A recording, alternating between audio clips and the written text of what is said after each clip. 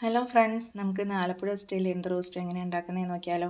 ഒരു ചട്ടി വെച്ച് ചൂടായി വരുന്ന സമയത്ത് അതിലേക്ക് കുറച്ച് വെളിച്ചെണ്ണ ഒഴിച്ച് തേങ്ങാക്കൊത്ത് ചേർത്ത് കൊടുക്കുക. ഈ തേങ്ങാക്കൊത്ത് നന്നായി വഴറ്റിയതിന് ശേഷം ഒരു ബ്രൗൺ കളറായി വരുമ്പോൾ നമുക്ക് മറ്റൊരു പാത്രത്തിലേക്ക് മാറ്റി ആ വെളിച്ചെണ്ണയിൽ തന്നെ നമുക്ക് കുറച്ച് ചെറിയുള്ളി ചെറുതായിട്ട് അരിഞ്ഞത് ചേർത്ത് നന്നായിട്ട് മൂപ്പിച്ചെടുക്കുക.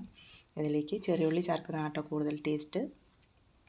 ഇതൊന്ന് കളർ മാറി വരുന്ന സമയത്ത് ഇതിലേക്ക് ഇഞ്ചി, വെളുത്തുള്ളി, പച്ചമുളക് ചതച്ചത് ചേർത്ത് നന്നായിട്ട് വഴറ്റിയെടുക്കാം. ഇതെല്ലാം നന്നായിട്ട് മിക്സ് ചെയ്തെടുക്കാം. ഇതൊന്ന് നന്നായി വഴണ്ട് വരുന്ന സമയത്ത് അതിലേക്ക് കുറച്ച് കറിവേപ്പില ചേർക്കാം. പിന്നീട് ഇതിലേക്ക് ആവശ്യമായിട്ടുള്ള പൊടികളും കൂടെ ചേർക്കാം.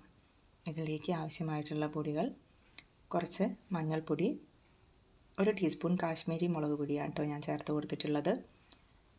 ഈ പൊടികളുടെയൊക്കെ പച്ചമണം മാറുന്നവരെ വഴറ്റിയെടുക്കാം.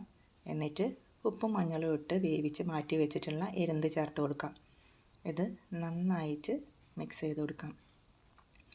നല്ല വഴറ്റിയെടുക്കാം.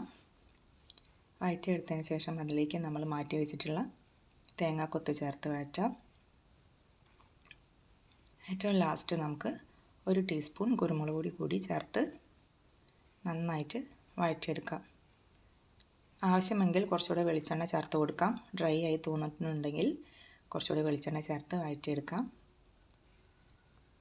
ഞാൻ തന്നെ ഉണ്ടാക്കി ഞാൻ തന്നെ ടേസ്റ്റ് നോക്കുന്നതിനേക്കാൾ നല്ലത് നമുക്ക് വേറൊരാളെ വിളിക്കുന്നതല്ലേ. അപ്പോൾ നമുക്ക് ടേസ്റ്റ് നോക്കാം. അപ്പുണ്ണീനെ വിളിക്കാം. അങ്ങനെ അവന് ടേസ്റ്റ് നോക്കാൻ വേണ്ടി കൊടുത്തു.